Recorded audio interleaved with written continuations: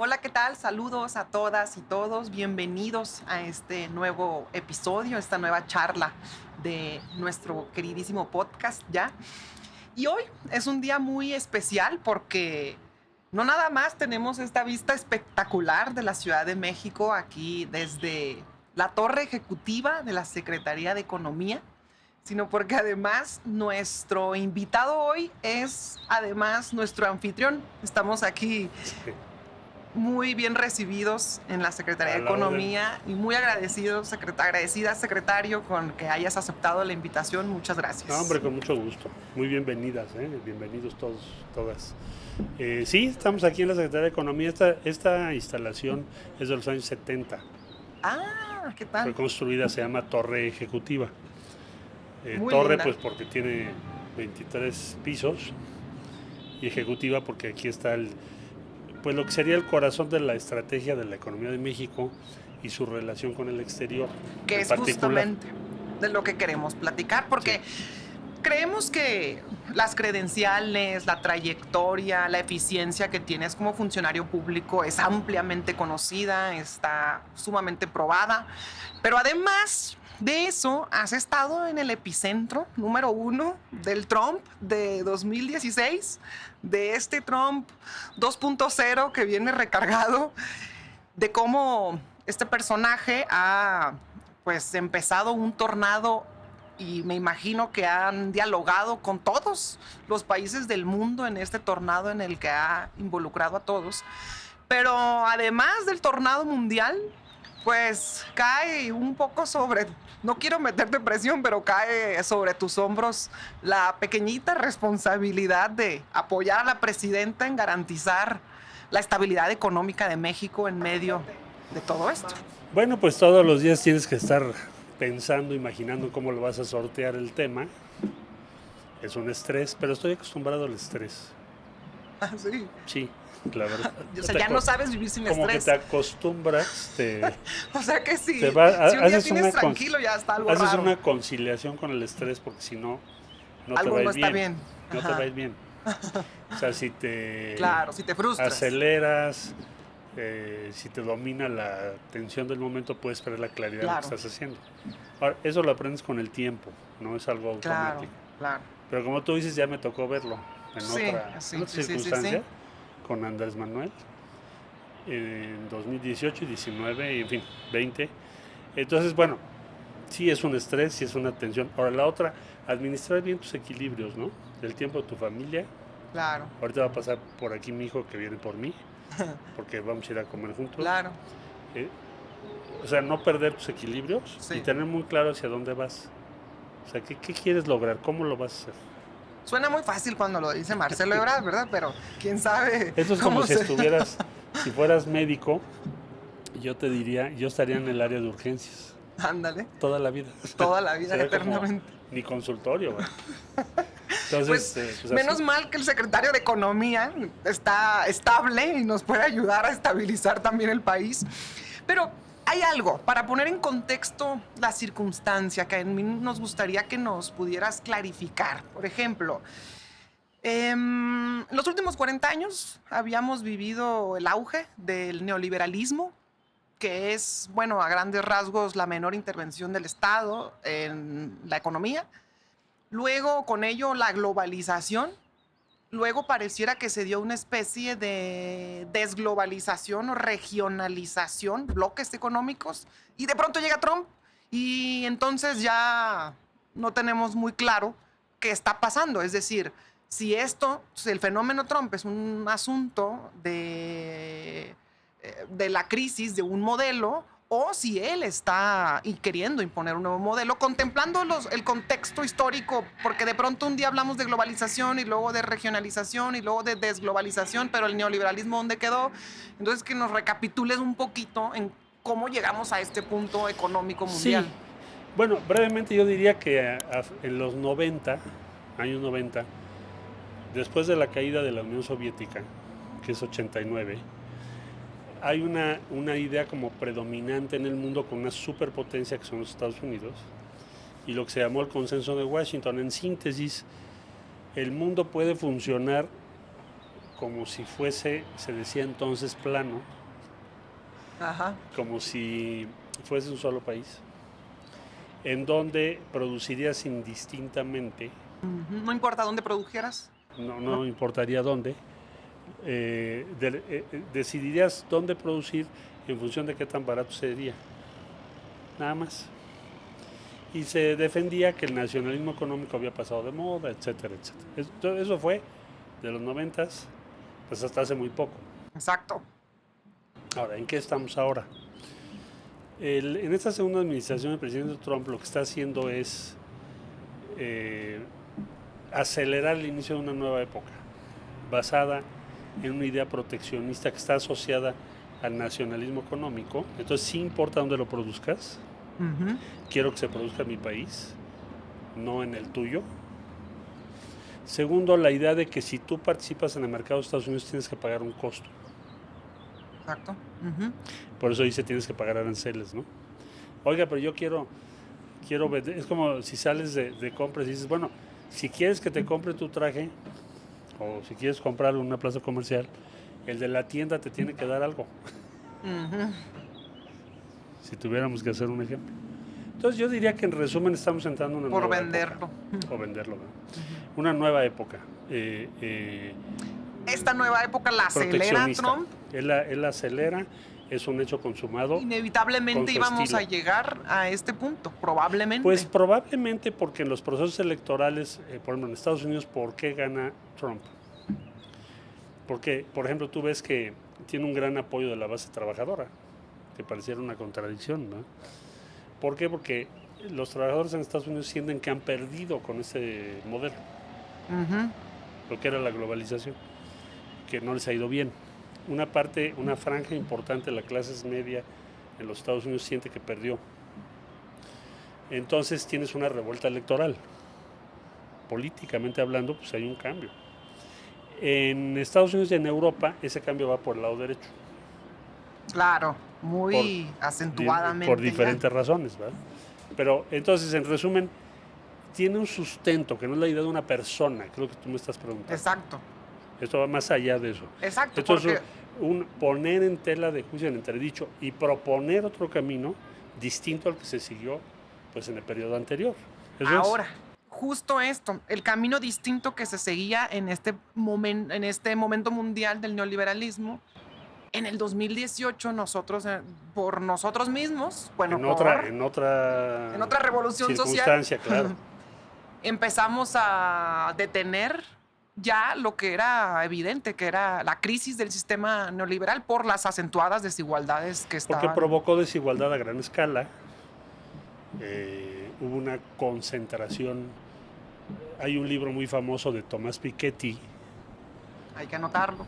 En donde él demuestra que después de las normas y la estrategia aplicada por el neoliberalismo, vuelves a concentrar, o sea, se revierte la distribución que se había logrado, más justa, y se vuelve a hiperconcentrar el dinero, las ganancias, las utilidades. Y eso nos pasó en México y en todo el mundo. Entonces hay diferentes formas de reaccionar a ello. Pero lo que significa hoy el presidente Trump, su plan, es proteccionismo, muchas ventajas para Estados Unidos y un sistema que yo llamo de desventajas comparativas. O sea, ahora la pregunta es, bueno, ¿a quién le cuesta más caro acceder a ese mercado? Ya no es el de las ventajas comparativas, sino las desventajas. Ahora, como es el mismo Estados Unidos el que, en conjunto con Europa, impone el sistema neoliberal, es paradójico que sea el presidente de Estados Unidos, bueno, ya sabemos que su ideología, ¿no? Que la ideología con la que llega el presidente de Estados Unidos, Trump, es opuesta al régimen neoliberal, va hacia un proteccionismo entonces de derecha y supongo que entra en un principal dilema que es, bueno, una de las principales dudas que es regresar la producción a su país, siendo que Estados Unidos siempre había apostado por mandar las producciones en exacto donde fueran lo más baratos con salarios de miseria.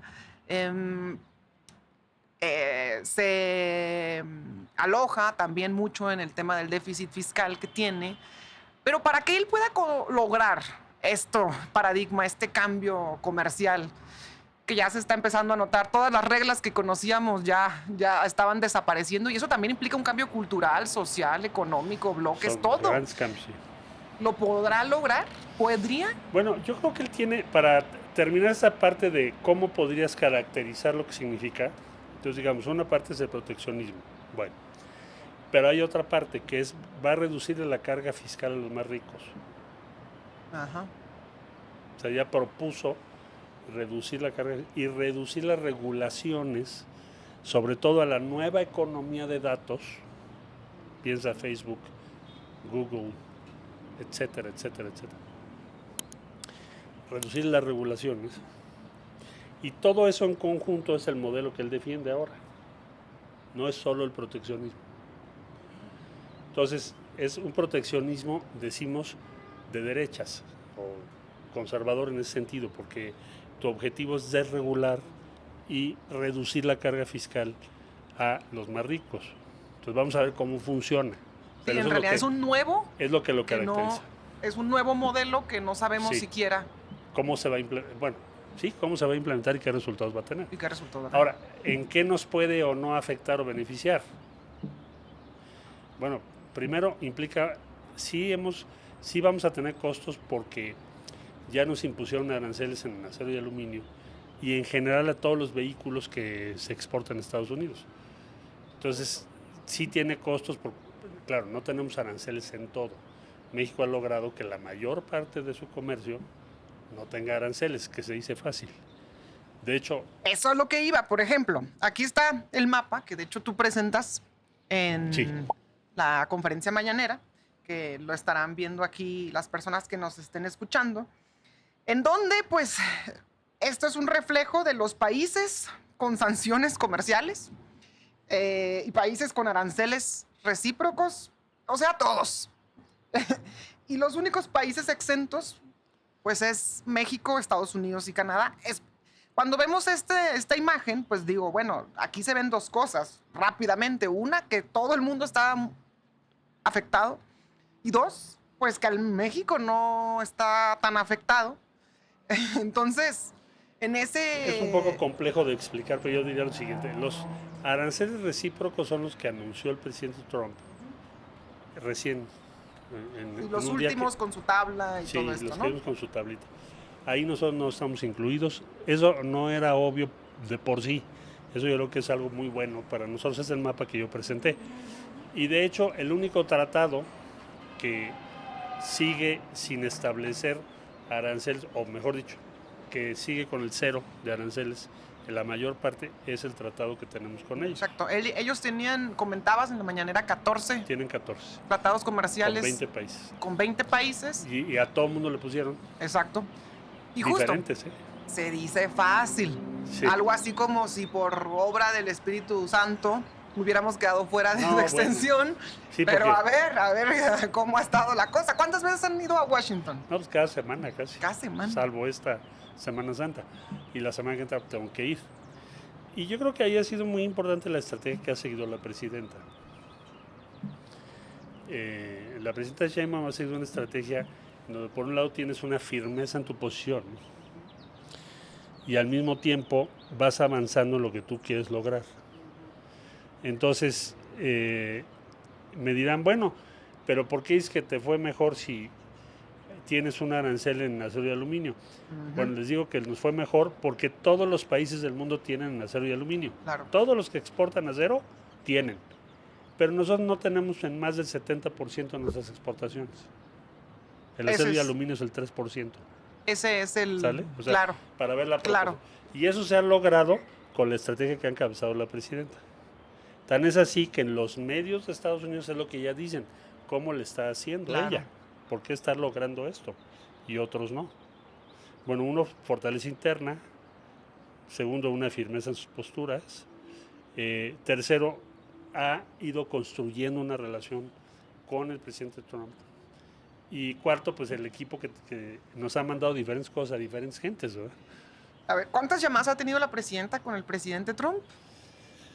Pues ya lleva como 4, yo creo. De acuerdo, nos acordamos bastante de la primera, donde... Oye, a ver, Trump lleva 3 meses en la presidencia. Ya va por su 4º mes, todavía no termina Pero ni el 4º. Pero parece que ha sido Ya una parece más eternidad. tiempo, ¿verdad? ¿Sí? Ya parece más tiempo. Así es. Sí, porque así nos trae, ¿verdad? A todos. Así nos trae. Entonces, por ejemplo, esas llamadas que pues, se deben dar en un círculo muy intenso, los viajes a Washington, nomás nosotros nos enteramos de que ya van a Washington toda la comitiva y que ya regresan, pero ¿cómo es? Ir, estar ahí, los reciben, platican con el secretario, ¿qué Muy tal se difícil, pone? las reuniones a veces han sido muy difíciles. Sí. O sea, a veces tienes que tener mucha capacidad de cálculo para que no se rompan las negociaciones o las pláticas, porque ya sabes, tienes que salir a tomar aire. Claro. Decir, porque a este cuate le voy a dar uno, ¿no?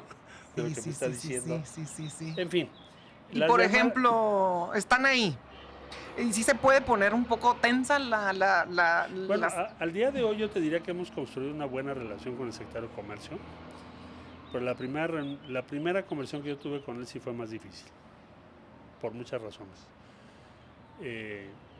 La principal porque le dije, bueno, si ustedes dicen que nosotros somos o estamos trabajando con el narcotráfico, ¿para qué quieres hablar conmigo? Claro, así Pues de yo así. no te lo puedo admitir. Claro. ¿Para qué quieres hablar conmigo? Entonces no hablemos. Pero además es falso. Entonces ahí fue la primera.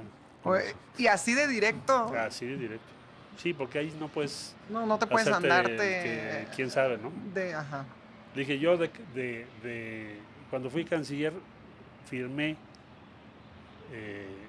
la orden para extraditar a agentes extremadamente peligrosas. Entonces a mí no puedes decir eso. Claro. Bueno, esa fue la primera conversación. A hoy. ¿Y cuándo es cuando tú dices, bueno, ya se relajó el asunto? O sea, que identifiques bien qué puntos no vas a dejar pasar y qué puntos son intrascendentes. Saber qué es lo relevante y qué no. Y tener claro qué quieres lograr, qué puedes lograr y qué a lo mejor no vas a poder lograr y entonces cómo lo compensas con otra cosa. Por ejemplo, yo te diría, para nosotros ahorita pues sí es muy importante la industria automotriz. Bueno, pues va a tener ciertos descuentos.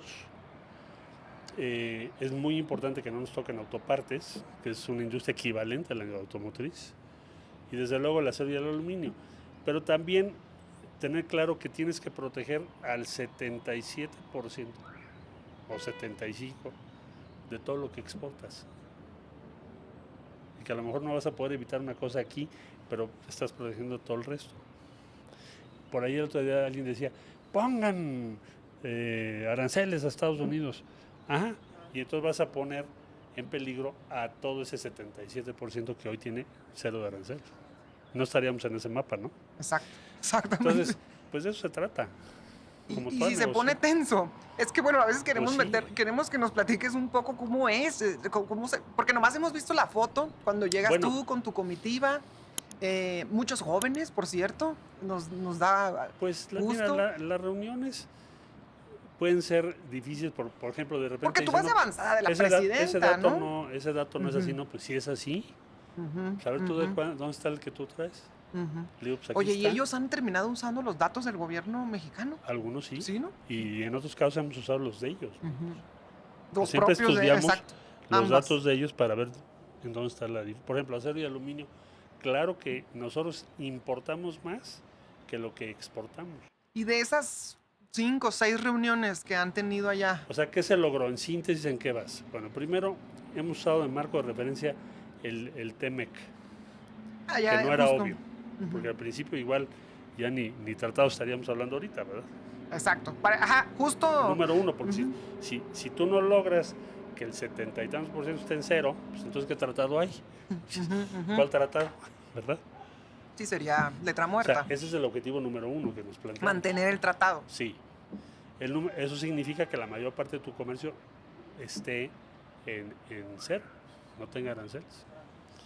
Segundo, sacar a México de los aranceles recíprocos, cosa que se logró. Tercero, que en el caso de industria automotriz de acero y aluminio, sobre todo industria automotriz, estemos en mejor condición que cualquier otro. ¿Por qué? Porque nosotros tenemos más componentes de Estados Unidos. Hay vehículos en México, te voy a poner una paradoja. Hay vehículos en México que tienen 67% de componentes de México y Estados Unidos. Y en cambio, importamos vehículos de Estados Unidos que tienen menos del 30% de componentes de Estados Unidos. Ajá, Imagínate. sí. Bueno, entonces Sí. va a haber un sistema de descuento para reducir el arancel que deben pagar en función de los componentes que tienen. Ajá, sí. Eso fue un buen avance. Y autopartes vamos muy bien ahorita, para que no les apliquen arancel. Bueno, entonces, tener claro qué es lo que quieres lograr. A veces se pone medio tensa la cosa con los números. Y luego, cuando ves que no va a avanzar, pues entonces sí sabes que mejor nos vemos la semana que entra. Ajá. Es lo que iba a decir, ¿qué pasa? O sea, porque ha sido periódico, pues. Imagino que una primera, luego una segunda. Y además luego... cada semana tienes un reto diferente. Claro. Y por eso se han logrado esos avances.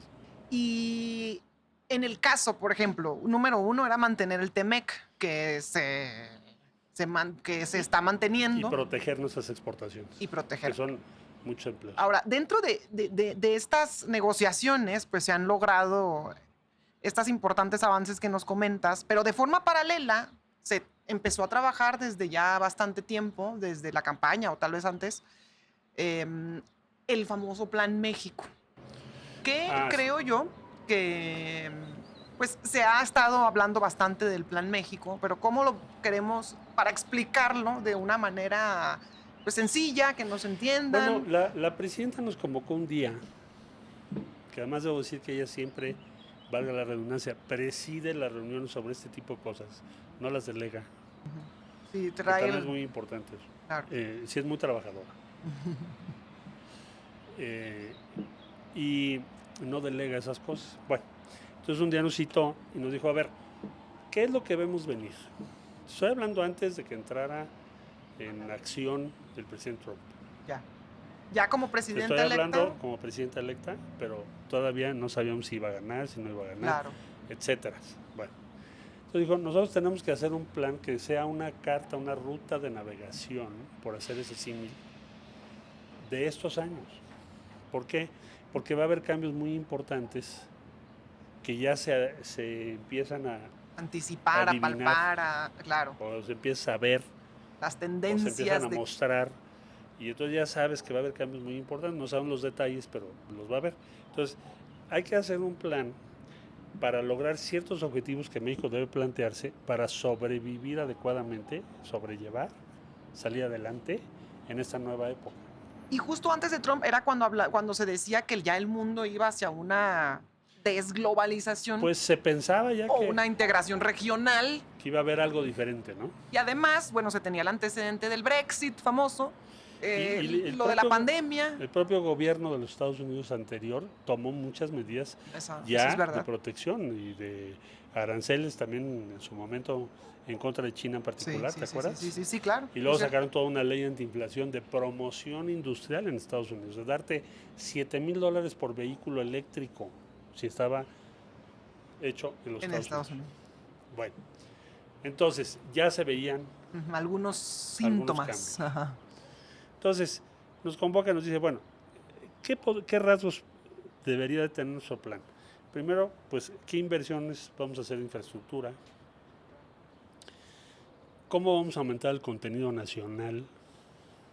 Porque nuestro contenido nacional se refiere a qué produces en México respecto a lo que importas de otros países del mundo. ¿Qué produces en México respecto a lo que exportas?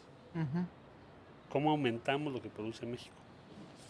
Lo otro, ¿cómo aumentamos nuestra capacidad de innovación, de ciencia y tecnología? Porque todo lo estamos trayendo de fuera. Todo. Lo acabamos de vivir en la pandemia. Eso. ¿Te acuerdas? Entonces, ¿cómo logramos que haya un bienestar social? Porque no podemos tener toda la inversión concentrada en el norte. Y bueno, ¿y qué sucede en el centro y el sur de México? ¿Qué hacemos para recuperar las vías férreas de México, nuestras comunicaciones? Y todas esas preguntas primordiales, que en parte ya las había explicado en su campaña, dijo, hagamos el Plan México, o sea, nuestra carta de navegación. ¿Qué vamos a hacer? ¿Quién lo va a hacer? ¿Cuándo? ¿Cómo? ¿Y con qué? Sí, y es muy detallado. Muy detallado. No, porque si no se vuelve... se vuelve nada, pues. No tendría efecto, ¿no? Ajá. No, pero sí es impresionante lo detallado, lo regionalizado que está según... ¿Qué vas a hacer en cada lugar? Ajá, según el tipo de producciones que se tengan en cada uno de los estados, valorando Primero, bueno, pues nos dijo, a ver, es el Plan México, perfecto, ya lo tienes, ya lo presentó, ya está en curso, y entonces no estás a ver qué sucede, ¿no? Sino que tú ya tienes tu Tu ruta, hoja de tu ruta plan. independientemente Claro, de de lo lo que que vaya a pase. suceder. Claro, la ajustas si de repente tienes algo que no se previó o que es nuevo. Entonces, bueno, la hoja de ruta es que importemos menos, Ujú. produzcamos más en nuestro país, aumentemos nuestra capacidad de innovación lo más que se pueda, fortalezcamos el desarrollo en el sur del país y en el centro también, Digamos, infraestructura. infraestructura que tengas, o sea, modernizar, pues plantea puertos, plantea carreteras, aeropuertos, en fin, terminar el corredor interoceánico en cuanto a su crecimiento, lo mismo en la zona sur, con Los el Tren polos. Maya, los polos de desarrollo, pues es un montón de trabajo, Es un un montón. montón. Y luego nos pidió también que el plan tuviera su registro de cada inversión importante que se va a hacer en México. Eso ha sido otra, ya sabes, llevamos 8 meses con eso, ¿no? Y eso cada lunes nos dice, bueno, ¿y ahora ¿Y cómo ahora va este cuántos vamos? registro? Tú dirás, ¿qué importancia tiene el Híjole. registro? Mucho, porque cuando tú reúnes a muchas, varias dependencias y me preguntas, oye, ¿cuáles son las prioridades de inversión? Pues si no te las doy, ¿cómo vas a saber? Imagínate la de CFE, le hablan los Eso. gobernadores, los alcaldes, de esto, las empresas, son muchas. Sí, Entonces, porque para que haya inversión, pues nadie va a invertir si no tienes un cómo apoyo, conectarte a la electricidad, claro, ¿no? la energía eléctrica es clave, el agua.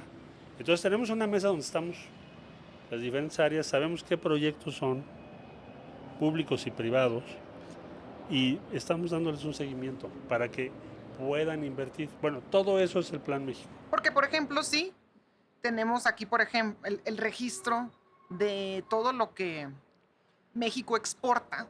Y bueno, peculiarmente, que es Sí, pues el 80% de nuestras exportaciones a Estados Unidos. sí, Ahí, ¿cuál es pues la política? Porque pues por un lado habría que eh, es un poco lo que se quiere hacer, que lo que se pueda producir en México se produzca en México, ya no se compre, pero a la vez muchas de nuestras exportaciones pues son hacia nuestro así, país claro, vecino. claro. Ahí, ¿cuál es la política que hay que hacer? ¿Hay que diversificar también de exportaciones o hay que garantizar que Yo, México pueda crecer?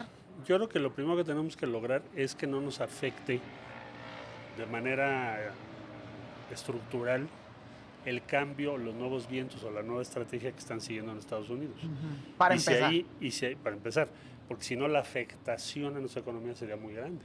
claro. Bueno, entonces ahí vamos caminando porque, insisto, más del 70% de tus exportaciones hoy tienen cero de arancel, la gran mayoría. Eso lo tenemos que fortalecer y ese era el primer objetivo. Tenemos que avanzarle con la industria automotriz, como ya dije, acero, aluminio. Bueno, entonces, segundo, ampliar nuestra presencia en el mercado de Estados Unidos. ¿Por qué? Porque van a mover muchas cosas de Asia, De todo el Vietnam, bloque. Malasia, etcétera, etcétera. ¿Tú sí crees que viene un movimiento, que sí es inevitable que China necesite reubicar? Estados Unidos yo creo que ya tomó la decisión, es otra de las características. Cuando tú dices voy a ser más proteccionista y ves las tarifas recíprocas o aranceles, mejor dicho, tarifas en inglés, los aranceles recíprocos, te das cuenta que ya decidieron reducir sustancialmente sus importaciones de Asia en general. En general eso es lo que se deja ver. Entonces, eso va a implicar una relocalización forzada. O sea, ahora sí que es un nearshoring. Eso justo, o sea, porque hay algunos comentócratas que sí están diciendo que el nearshoring ya se había acabado, Pues es que, o con todo que respeto, quedaba en se pierden en el stand-by. árbol y no ven el bosque, ¿no? ¿El bosque cuál es? El bosque es Estados Unidos hoy, digamos, es alrededor del 14-15%, cuando menos, del comercio de bienes, porque servicios es otra cosa. Ahí tienen una hegemonía mayor, pero de bienes vamos a decir. Entonces, lo que están diciendo nosotros con ese poder de mercado, ya no queremos traer tantas cosas de Asia. ¿Por qué? Porque nuestro déficit está creciendo muy rápido y ya no lo vamos a poder financiar. ¿Cómo financia Estados Unidos su déficit? Saca documentos del Tesoro, cosa que nosotros no podemos hacer, porque ellos son la moneda de referencia. Entonces, imprimes los bonos del Tesoro y te los compran. Entonces, financias tu déficit. Tu propio deuda. Déficit de $1 trillón, ¿eh? Bueno. Que dicho sea de paso, China tiene mucho de esos bonos, ¿no? Sí. China y Japón. Entonces, China, Asia, va necesariamente a reducirse su aportación. En consecuencia, se te abre una puerta gigante, que es lo que yo llamo el nearshoring tarifario. Si hacemos el... Reloaded. No, Reloaded, el 2.0. Entonces, el comentarista que te dice ya no va a haber nearshoring, pues no está leyendo qué está pasando. ¿Por qué? Tú no puedes, es imposible que relocalices, ya no te digo el 100%, déjame ser conservador, el 40% de lo que estás haciendo en Asia a Estados Unidos. Por eso es un tema de costos y segundo, de que no tienes a las personas para hacerlo. Claro. Entonces, ¿qué necesitas? Pues a México. Entonces, el nearshoring tarifario o arancelario. ¿Entendiéndose el nearshoring cómo? Más para ponernos en contexto. Relocalización. Yo tengo ahorita una producción en China, en Vietnam, en Malasia, y quiero que esté en Norteamérica. Pero no me lo puedo traer a Estados Unidos porque la hora me cuesta $32 la hora en la industria automotriz. O porque no tengo el personal, o por diversas razones. Principalmente de costo o de personal. Entonces, ¿qué necesito? México, que es mi socio. Acercar la producción al mercado. Aquí. Donde te lo vayan a comprar. A nuestra región. Y México entonces, queda muy bien. Antes se estaba llevando a cabo esto pues por el mercado. Ahora va a ser por los aranceles. O sea, casi como imperativo. Entonces, ahí tenemos una oportunidad muy grande, sin duda. Es más, hoy en día, si tú te comparas con muchos de los competidores que tenemos en Asia, pues tenemos mejor situación nosotros hoy. Ya es un hecho. ¿Por qué? Porque todos los competidores de nuestros exportadores se amanecieron con que tienen tarifas o aranceles de 10 para arriba. Sí. Entonces, pues tienes una ventajota. Definitivo. ¿Verdad? Entonces, ¿se abre una posibilidad? Sí. Ahora hay que hacer muchas cosas para capitalizar eso, ¿verdad? Ajá, porque, bueno, dentro de todo, igual, ya era una posibilidad que se venía identificando que podría acomodarse acá, pero a la vez, pues tienes que cuidar que lo otro tampoco se te caiga, ¿no? Que es acero, aluminio, ahora medio pusieron el jitomate y bueno, otros. En general. Es un antidoping, explico ese, que es un antidoping, hijo. Es que, ni modo, disculpen, perdón. No es un arancel propiamente el origen, sino es una investigación que hizo el gobierno de Estados Unidos, promovido por los tomateros de Florida. El coco de los tomateros de Florida son los tomateros de acá, básicamente, no solo Sinaloa en primer lugar. Entonces, en México se ha especializado a tal grado que les ganas de todas. Que si el tamaño, que si el invierno, que si el color, no hay manera. Entonces, México tiene el 84% del mercado. Entonces, los tomateros de Florida promovieron un antidumping diciendo México está ayudando a sus tomateros. Eso fue hace muchos años, se determinó aplazarlo y ahora lo que están diciendo es, bueno, lo que queremos es que sí se aplique, pero si eso fuese así, México está en la misma circunstancia respecto a carne de cerdo o respecto a carne de aves, de pollo particularmente, que podríamos traer de otros países, pero no les hemos aplicado cuotas compensatorias. Entonces, yo lo del tomate, francamente pienso que lo vamos a poder resolver. Pero no es un arancel como tal, no sé si me expliqué. Sí. Pero bueno, tú decías, ¿hay que resolver eso? Claro, hay que resolverlo. Pero sí hay una posibilidad inmensa para México. Y sobre todo, ¿qué industrias? ¿Cuál va a ser la prioridad de las que se instalen acá? Yo te diría que en primer lugar farmacéutica. Farmacéutica, Estados Unidos importa de Asia, por ejemplo, principios activos, 70% o más. Y así sucesivamente hasta llegar al medicamento, ¿verdad? Entonces ahí tenemos una cancha gigante. Y para esa cancha, ahí es donde se complementa con el Plan México por la infraestructura que se está creando para Y conectar. las facilidades y los incentivos y el apoyar a las universidades para que tengamos las especialidades que se van a requerir. Pero para darte una idea, este campo del que estoy yo hablando puede llegar a ser equivalente a toda la industria automotriz que tienes en México. Nada más farmacéutica. Porque sí o sí va a pasar. ¿Por qué? Porque si lo importas de Asia y tienes aranceles tan altos, ¿qué quiere decir? Que lo quieres traer a Norteamérica. Entonces una parte se hará en Estados Unidos y una buena parte se va a hacer en México. Ese es un campo, por ejemplo. Hay muchos otros campos, todo lo que son dispositivos médicos, todo lo que está en torno a las nuevas tecnologías de data y data centers que tienen que ver con la seguridad, igual. Entonces yo veo muchos sectores que hoy no los tenemos aquí. ¿Y habrá sectores que protegeremos? Es decir, para que las capacidades se creen y se desarrollen en México. Ya empezamos, por ejemplo, con la industria textil. Ahí impusimos un arancel de 35%, que es bastante alto. Segundo, pues traemos toda una serie de acciones contra empresas que engañan. O sea, que hacen una importación temporal. Importación temporal quiere decir que tú puedes pedir permiso para decir, oye, voy a importar una parte de algo que voy a terminar en México y lo voy a exportar a Estados Unidos. Entonces no te cobro el impuesto porque no se va a quedar el producto aquí. Pero hay empresas que luego se pasan de vivas y te andan diciendo, no, es para exportar y no es cierto.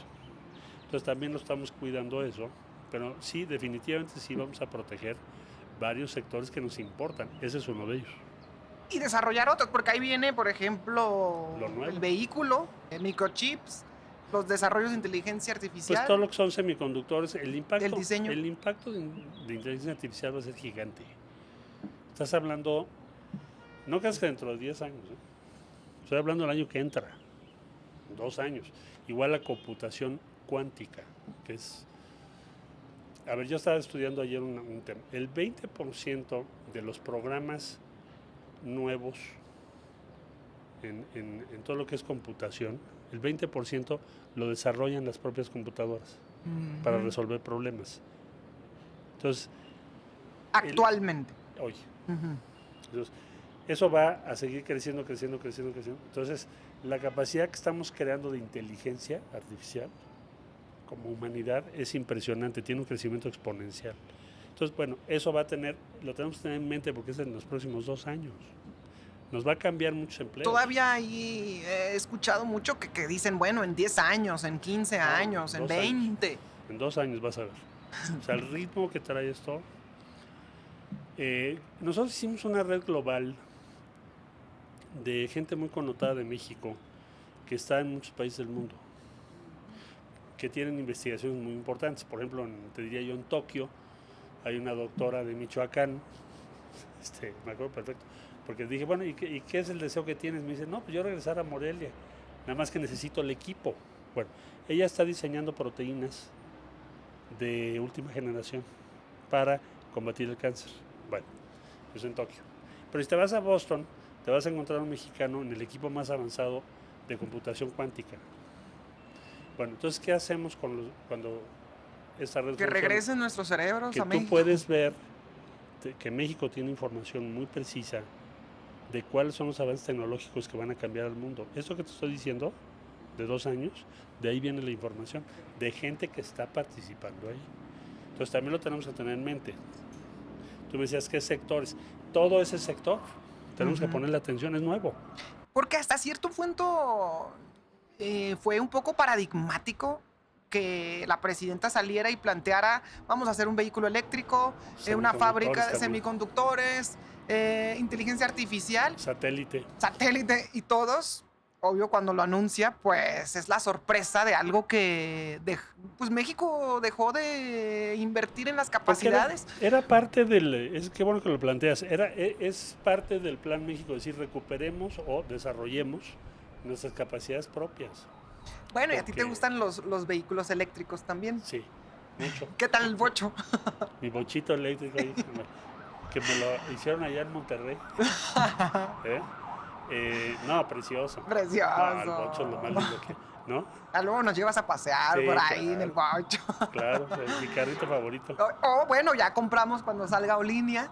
Sí. Compramos así Que ya se está desarrollando. que ya se está desarrollando. Entonces, ¿Te vas a comprar el Olinia también? sí, claro. Nomás que lo saquen, pues sí, hay que apoyar a lo nuestro. Exacto. Oye, por Por eso cierto, estamos Plan con Hecho en México. México. Hecho en México. Hecho en México fue como uno de los primeros puntos que se pusieron como objetivo en el Plan México. Porque tenemos que tener claro de lo que somos capaces. Es increíble lo que hace México hoy en día, No lo tenemos presente. ¿verdad? No. Yo creo realmente que el cambio cultural que inició en el 18 de también redignificar nuestras Exactamente. propias capacidades como mexicanas y mexicanos en un asunto de dignidad humana, desde trabajadores, políticos, Y ser más fuertes como país, empresarios. Sí, de muy diferentes campos. Ahora permite que colectivamente la conciencia sea también, oye, sí podemos. Sí podemos, sí debemos hacerlo y bueno, Hecho en México es eso. Eso Y es. hemos recuperado, bueno, por ejemplo, te voy a dar un dato, ¿no?, que yo no sabía. México tiene más unicornios. Unicornios son las empresas nuevas, que se les llaman startups, quiere decir Ujú. que van empezando, pero que ya adquirieron un nivel muy alto en su capacidad de conseguir recursos y manejar operaciones. Por eso les llaman unicornios. Ujú. Entonces México tiene más unicornios que Japón. Nada más que, pues, ¿quién me lo dijo? Una japonesa. Ah, Digo, pues ustedes tienen más que nosotros admiramos eso. ¿qué pensarán de nosotros en Japón? Bueno, ahí me encontré con eso. Ahora en diciembre vamos a un evento muy relevante de innovación con Con Japón. Va a tener lugar Ha en sido Cuernavaca. muy bien recibida el relanzamiento de Hecho en Muy México. bien recibido y hasta me lo comentó el secretario de Comercio de Estados Unidos. Ah, Me dijo, oye, qué interesante su campaña. sí, ha sido, o sea, sí lo teníamos. Yo conozco amigos que tienen tatuado el logo de Hecho en México desde hace tiempo. O sea, sí era algo identitario muy interesante que se ha rescatado. Porque había una ideología, como tú dijiste, diferente, de que todo lo trajéramos de fuera. Y pues como una resignación. Sí, era un ¿No te pesimismo, parece una resignación. No la creímos, que realmente no pero podíamos gacho, hacer el asunto. ciertas cosas. Bueno, por ejemplo... Bueno, pero es que, ¿sabes qué, secretario? Por ejemplo, a veces yo digo, bueno, es que, ¿sabes por qué no la creímos? Porque pasaron 30 años ahí del periodo neoliberal, donde, bueno, no había ni programas sociales, quién sabe dónde quedaba esa lana, pero encima no construyeron ni un tren, ni No, la barrera, o sea, vendieron los que nada. teníamos, al revés. Pero no, o sea, nunca terminaron el tren de aquí. No. Nada, o sea, no hubo Y un había solo proyecto un fenómeno importante. cultural porque las ideas mueven al mundo. Entonces, si tú aceptas una idea de resignación, estás perdido, porque siempre vas a tener una función menor. ¿Y qué pueden ahora aprovechar los productores que quieran sumarse a la campaña? ¿Ellos cómo ganan dentro de su participación? Bueno, la participación en Hecho en México lo que te da es la posibilidad de utilizar un símbolo que te da una cierta garantía de calidad, porque no lo puede traer cualquiera, ¿verdad? Ujú. Tienes que cumplir unas ciertas normas. Y, ¿Y forma parte del cambio cultural? Sí. Primero, porque te das cuenta de lo que eres capaz. Y como país lo dimensionas en esto, en este producto, en este sector, en todo. Te vas a empezar a dar cuenta, deja de ser una teoría, ¿no? Por ejemplo, yo diría, cuando se usa un avión, no sé si sepas, pero muchas de las puertas de los aviones se hacen en México, pero también la turbina, ¿no? Entonces ahora se va a hacer el fuselaje de muchos aviones. Entonces vas a empezar a ver Hecho en México en cosas que ni te imaginas que se hacen aquí en nuestro país, por ejemplo. Bueno, cantidad de productos que tenemos, nuevas ideas. Entonces Hecho en México es muy importante y también te da una ventaja, que el público cuando te ve Hecho en México te tiene más proclividad a apoyarte, ¿no? Sí. Entonces, Sí, y por también. nuestros paisanos también, Claro. lo que les llegue Hecho en México, yo Pues creo con que más están cariño, al ¿no? pie del Con cañón. más Sí, cariño. sí. Entonces eso. Y, por ejemplo, también hemos visto que hay una nueva, no sé si nueva, yo creo que tú nos lo puedes aclarar, relación con el sector empresarial, en el sentido de que ante pues la incertidumbre que apremiaba muchísimo, sobre todo a principios de año, pues se vio una integración muy interesante y un respaldo.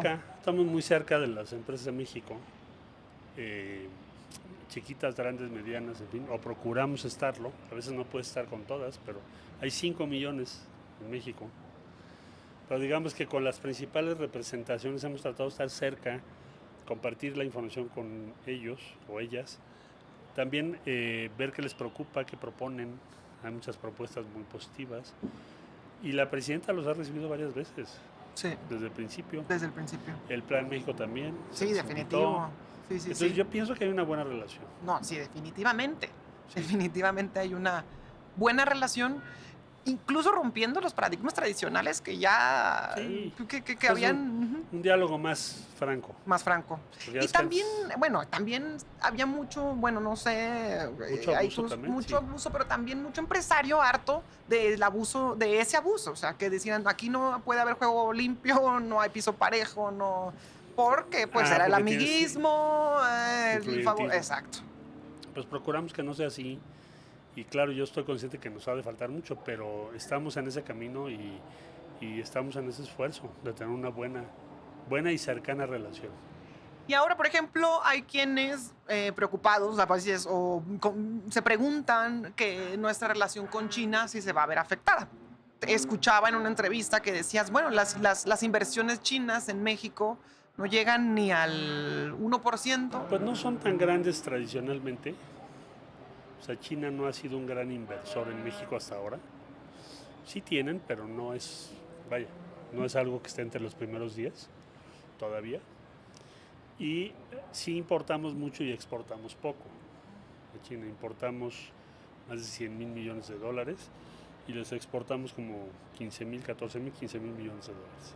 Entonces, ahora, nosotros, pues el 83% de nuestra relación, como tú decías, es con los Estados Unidos, pero tenemos buenas relaciones con muchos países. Nosotros no tenemos por qué pelearnos con nadie. Somos un país que está en favor de la paz, del comercio, de la cultura, del diálogo, de la cooperación. Y nuestros principios de política exterior en este momento están siendo bastante respetados, reconocidos a nivel internacional. Sí, por eso reconocen a la presidenta mucho. Sí, definitivo. Y he visto varios artículos pues increíbles, ¿no? De medios que no lo creerías. Financial Times, que siempre ha sido muy crítico, además, ¿verdad? Por ejemplo, Wall Street Journal, New York Times, en fin, diciendo esto, diciendo que tiene un gobierno muy interesante con mucho apoyo. Sí. Bueno, es que el apoyo popular aquí es... Bueno, es la diferencia, ¿verdad? Así es. Sí. Y ya pasando a temas más personales, hemos visto que eres una persona que se rodea de mucho joven, siempre participando en las redes sociales. Yo quiero saber si me puedes decir quién fue, por favor, el que ingenió este video que conmovió a todas las redes sociales. Eso es cuando fuimos Marcelo Casauca. Cuando fuimos allá a Bolivia. Ajá. Sí. De ahí salieron 2 videos que yo soy fan. Este y el de los pasos prohibidos. Sí. El de los pasos prohibidos. Estuvo espectacular. ¿Quién es el Marcelo de TikTok? El Marcelo que participa en las redes. Pues mira, yo tengo la fortuna de que hay mucha gente joven. Yo empecé a usar Twitter pues al principio cuando era jefe de gobierno. Sí. Por ahí me dijo un pajarito que casi viste la primer cuenta aquí. Sí, de las primeras cuentas. Entonces yo pienso que la red social es una gran oportunidad. Una herramienta. La verdad, ¿no? Claro. Pero sí tienes que tener sentido del humor. Oye, pero sí le entiendes, ¿no? O sea, hay que entenderlo, sí. Ese hitazo de TikTok no es por obra del Espíritu Santo, no, sí, hay que entender la dinámica, ¿no? Muy buenos, la verdad. Y pues hay que tener sentido del humor. Digo, si no tienes sentido del humor, ¿para qué estás en esto? Sí, hay que divertirse, sí. Imagínate si no. Estamos llegando ya al final de nuestra plática y queremos ser muy respetuosos con el tiempo que nos han dado. Muchas gracias a ti por tu visita. Y a tu equipo. A todos ustedes, muchas gracias. Han sido espectaculares, la verdad. Y miren, en esta vista tan privilegiada. Aquí está toda la ciudad, ¿no? Aquí, de este lado está Chapultepec, no sé si lo lleguen a ver. Aquí enfrente está la avenida Reforma y atrás de ti, a lo lejos, se ve el centro. Ahí está la Torre Latinoamericana. Más o menos, para darnos una idea. Ahí nomás nos presume el secretario. Y luego nos trataron muy bien porque, miren, al jugo de tomate, algo nos conocen, tal vez que somos del norte. Entonces estamos muy Nos agradecidos. pasaron de dar la noticia. Sí, que nos conocerán. Y bueno, solo para terminar, un mensaje veo que hay una situación optimista en México, que finalmente que no es nada menor, que es lo que has comentado en las mañaneras, el trabajo que se ha hecho para lograr esta estabilidad, el optimismo que podemos compartir hacia afuera y también un poco los nuevos esquemas que se viven en el mundo con la inteligencia artificial. Ahora ya no tuvimos oportunidad, pero me gustaría luego platicar sobre qué opinas del tecnofeudalismo, que está también siendo otro problema. Ya se empieza a comentar como un nuevo modelo económico. Ahora con esto habrá que ver.